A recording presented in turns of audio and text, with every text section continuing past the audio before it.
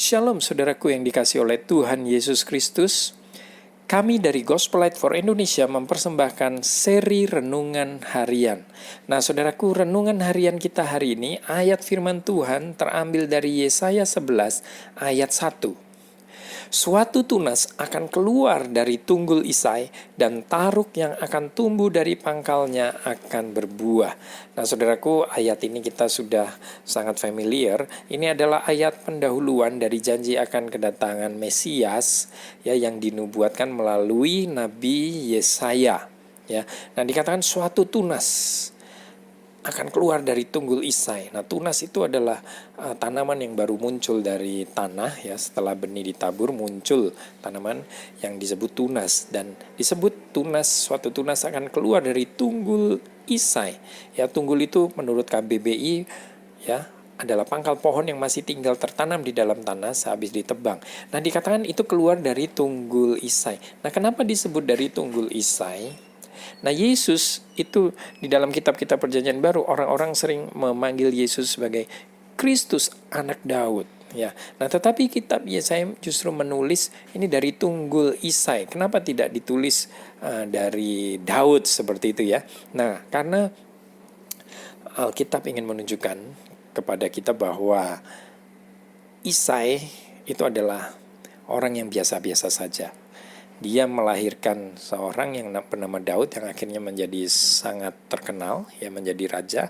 Tetapi Alkitab ingin mengawali nubuat tentang kedatangan Mesias itu justru melalui orang yang tidak terlalu dikenal. Dan ini menunjukkan bahwa atau merepresentasikan kerendahan hati, ya, merepresentasikan bahwa kedatangan Yesus itu tidak melalui orang yang ternama seperti itu. Walaupun dari keturunan Isai itu lahir seorang Raja Daud, tapi ini menunjukkan bahwa ada kerendahan hati di situ, ya.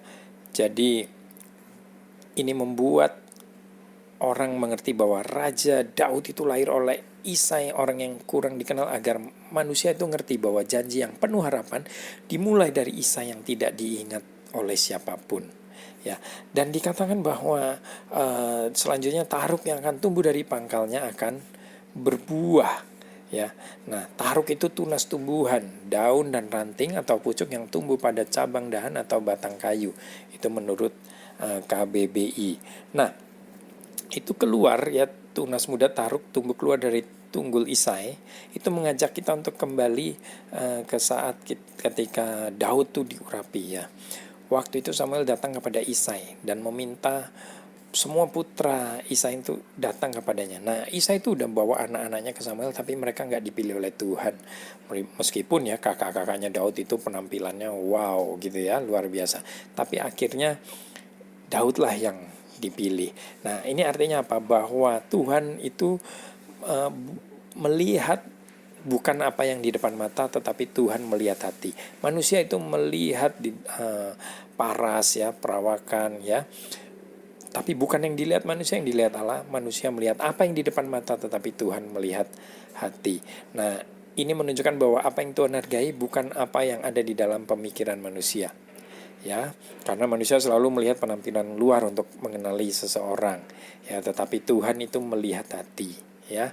Dan ternyata tunas atau taruk yang tumbuh dari tunggul Isai itu dalam penampilan memang lemah, tetapi Tuhan justru memilih dia.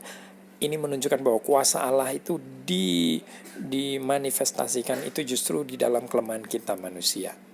Janji Allah itu diberikan di dalam ketidakmampuan manusia, ya. Nah, sehingga kita bersyukur. Nah, berarti apa? Berarti Yesus datang itu untuk kita semua manusia yang tidak berdaya, yang tidak bisa menyelamatkan diri kita sendiri, ya. Kita butuh juru selamat, kita butuh sang Mesias, karena kita adalah orang berdosa yang layak binasa. Tapi kita bersyukur karena di dalam ketidakberdayaan kita, maka ada kasih karunia Tuhan yang sungguh sempurna. Itulah ya yang menyelamatkan kita, karena keselamatan itu adalah pemberian kasih karunia dari Allah. Kita terima dengan iman, yaitu percaya kepada Yesus Kristus sebagai satu-satunya Tuhan dan Juru Selamat.